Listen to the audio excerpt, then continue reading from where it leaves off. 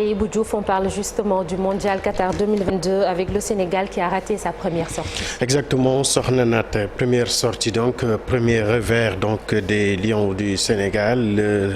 L'équipe nationale qui a perdu son premier match face aux Pays-Bas, une défaite 2-0 en toute fin de rencontre sur des réalisations de Cody Gakpo et de Davy Klaassen. Suivons donc ce récit de ce match signé Cheikh Sadibou Diarra.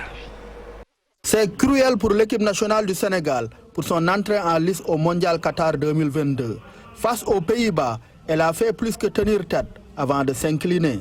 La première période est une parfaite illustration. Les deux équipes se neutralisent sans se créer d'occasion franche. Aucun des deux gardiens n'a eu à faire d'arrêt. 0-0 à la pause. De quoi donner de la confiance aux Lions qui prennent plus d'initiatives offensives. Idrissa Gana Gueye puis Boulaye Dia donnent quelques frayeurs aux Néerlandais. Ces derniers procèdent à des réaménagements avec les entrées de deux milieux de terrain. Les deux sélections se rendent coup pour coup jusqu'à la 84e minute. Le moment choisi par Frenkie de Jong pour trouver Cody Gakpo qui ouvre le score. Les Lions montent leur bloc pour tenter d'égaliser. Pape Alassane Gueye manque de peu de trouver la faille. Les Hollandais, plus réalistes, vont finir par marquer une deuxième fois grâce à Davy Klaassen dans les arrêts de jeu. Le Sénégal perd son premier match dans la poule A sur le score de 2-0. Pour sa deuxième sortie, il va rencontrer le pays hôte, Qatar, ce vendredi. Cheikh Sadibou Diarra, malgré donc les erreurs de ces poulains qui ont conduit à une défaite de 2-0 du Sénégal contre les Pays-Bas pour le compte de la première journée de la poule A du mondial, donc le sélectionneur Aliou Cissé endosse la responsabilité de ce revers. Le premier coupable quand on perd un match, c'est avant tout le coach, a-t-il précisé. Je veux donc dire que je suis le principal coupable. Nous avons des opportunités de marquer et nous allons nous baser sur ça pour continuer le travail. L'entraîneur de l'équipe nationale, Aliou Cissé, nous aurions pu marquer, mais cela n'a pas été le cas. Il précise que le staff technique va tirer les enseignements de ce match pour préparer les échéances à venir, avant d'ajouter que l'équipe va continuer le travail afin d'améliorer ce qui doit l'être.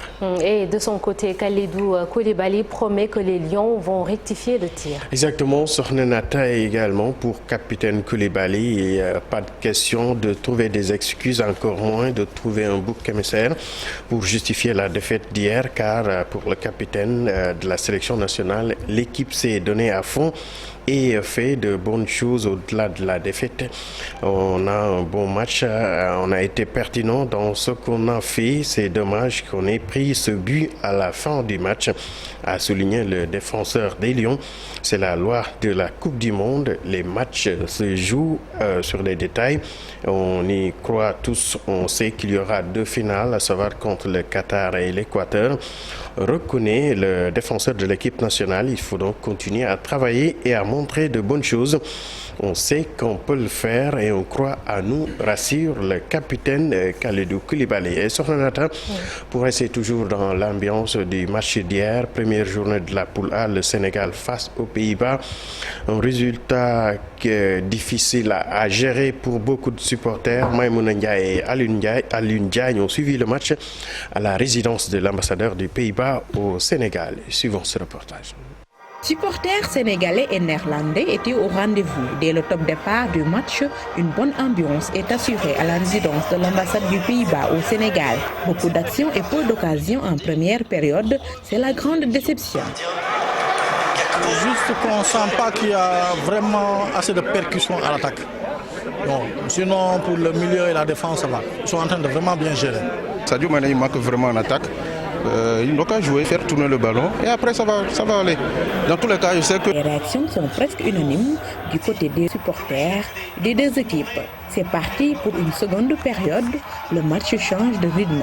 À la 84e minute, la Hollande marque son premier but. Je pense que les équipes sont très fortes tous les deux. Et donc c'est un bon match. On va voir qui va. À quelques minutes de la fin du match, les Pays-Bas marquent le deuxième but. Moi, je trouve que le score final n'a pas reflété le niveau du match. De toute façon, les Sénégalais ont très bien joué, mais ils ont manqué effectivement d'occasion. Surtout rendre hommage à Sadio Mané. Je pense qu'aujourd'hui, il nous a manqué. Parce qu'il nous a manqué un joueur en fait, qui va faire, surtout au niveau des derniers carrés, un joueur très rapide effectivement. J'ai pensé que le Sénégal était plus convaincant que les Pays-Bas. Mais voilà, quand le but est tombé, et c'est comme ça, hein, le foot, c'était parti. Mais je pense pour moi le plus important c'est que le match aura lieu dans un esprit d'amitié. Et ça, c'est exactement ce qui signifie la relation entre nos deux pays. Comme vous avez vu, il y a eu beaucoup de... Monter, demander le ballon, aller, dire beaucoup de mots dans la clameur de cette fan zone par les supporters. Le Sénégal ne marquera pas jusqu'au coup de sifflet final. Le Sénégal s'incline 2-0. Maïmouna Ndiaye, parlons à présent de l'éducation. Les syndicats des enseignants se prononcent concernant l'application de l'accord du 26 février dernier. Il exige l'effectivité de toutes les décisions prises par le gouvernement pour améliorer les conditions de travail de ces acteurs. Il déplore aussi l'application de la ligne 623 sur le salaire, sans oublier le kankourang qui agresse souvent leurs collègues dans la partie sud du pays. Ndeye Matidian, Mamadou Gueye, reportage. Les enseignants attendent de pied ferme l'application de l'accord du 26 février. Ils ont tenu une assemblée générale pour adopter une position stratégique d'alerte et de veille. Nous avons appelé les enseignants à aller vers la mise en place d'un dispositif de veille qui permettrait dès la réception des bulletins de salaire à la date du 25 janvier de pouvoir évaluer objectivement si le gouvernement a respecté l'accord ou s'il ne l'a pas respecté. Ces enseignants n'entendent pas renégocier des accords déjà signés. C'est au gouvernement d'assurer la stabilité. Il y a des actes que le gouvernement du Sénégal est en train de poser et que nous considérons comme de la provocation. Parmi ces actes, il y a déjà l'augmentation indue et inexplicable de la ligne 623 sur nos bulletins de salaire, qui est quand même cette ligne-là qui porte sur l'impôt sur le salaire mensuel. Depuis que nous avons signé l'accord, nous avons comme l'impression que le gouvernement du Sénégal est en train de nous récupérer par la main gauche ce qu'il nous a donné par la main droite. L'affaire de leurs collègues et les kankourans à Kobanam dans le sud du pays les intrigue. Ils exigent plus de respect. On devrait pouvoir trouver les moyens d'exister ensemble sans pour autant qu'il y ait ces heures-là chaque année et que des enseignants soient tabassés. Ça aussi, ça participe un peu à effriter l'image de l'enseignant, ça participe à déshonorer l'enseignant. Et puisque des négociations sont impossibles, ces enseignants menacent de perturber l'année scolaire et cette fois-ci avec des grèves très sévères si le gouvernement ne joint pas l'acte à la parole.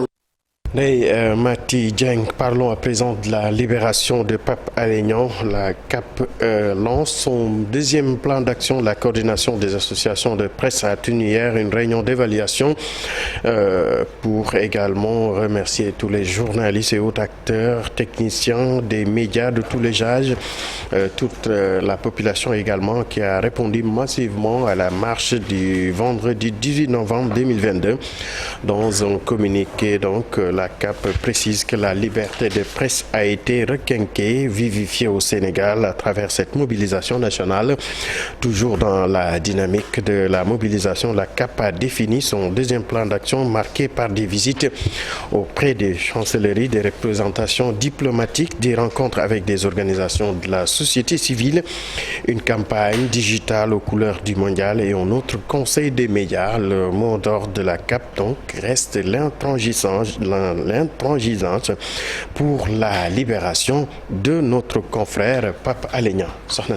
Merci beaucoup Ibou Diouf. L'actualité nationale revient tout à l'heure et ce sera en Wolof et sous forme de brève, toujours dans la première partie de l'émission. Si on vous parle des chantiers de Thiès, vous pensez certainement à Idrissa Seck, mais aussi à Baratal. L'homme d'affaires, président directeur général de la société de BTP, Jean Lefebvre, avait été arrêté en novembre 2006 pour une affaire de surfacturation, un dossier qui l'opposait à l'État du Sénégal. On en parle tout à l'heure. Et pour les chiffres du jour, Marcel Farba-Maroun s'intéresse à la campagne de commercialisation de l'arachide qui a débuté hier. À ne pas oublier également la revue de presse du jour avec Chérif Dia et la météo avec Oumé Sambo. Tout de suite, l'actualité internationale.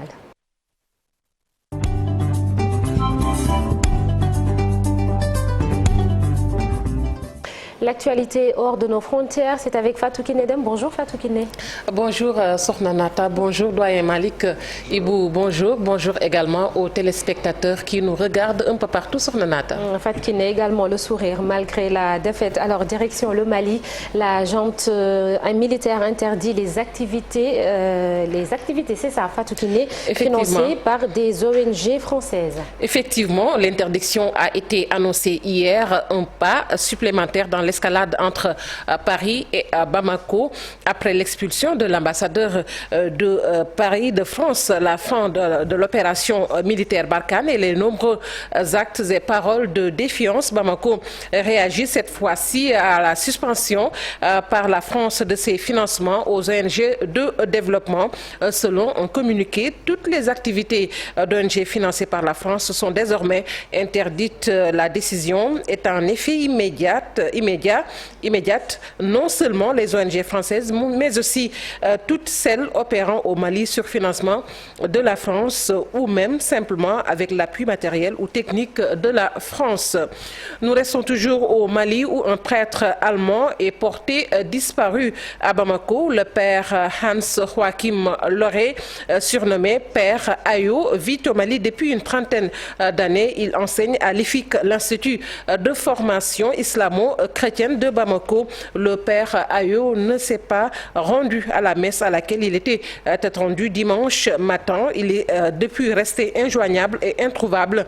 Sa disparition a été signalée à la police malienne. La police malienne a été prévenue et des recherches auraient été engagées ces dernières semaines. Pour rappel, des tensions interreligieuses sont apparues au Mali, alimentées surtout par des déclarations isolés sur les réseaux sociaux, mais qui ont suscité de vives réactions dans les communautés musulmanes et chrétiennes.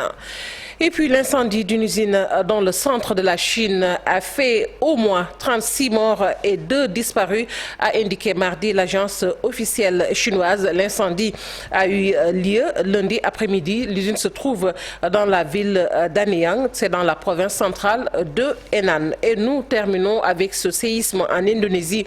Le bilan qui s'est alourdi à 162 morts. Le bilan d'un séisme qui a ébranlé l'ouest de l'île de Java en Indonésie a été relevé à 162 morts, ont indiqué le gouvernement de la province et un porte-parole des autorités locales.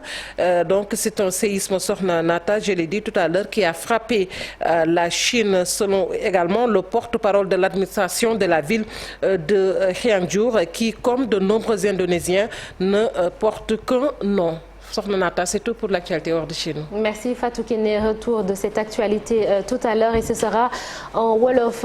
Tu as parlé tout à l'heure du Mali. Dans la seconde partie de l'émission, nous vous proposons un entretien avec Mamadou Silla, un journaliste sénégalais accusé de djihadisme et détenu pendant de longs mois dans ce pays. Ce sera tout à l'heure et comme tous les mardis, Abdoulaye Cissé sera là pour la chronique du jour. On va encore parler de football, des contre-performances africaines, passé à la loupe par des chercheurs de Harvard.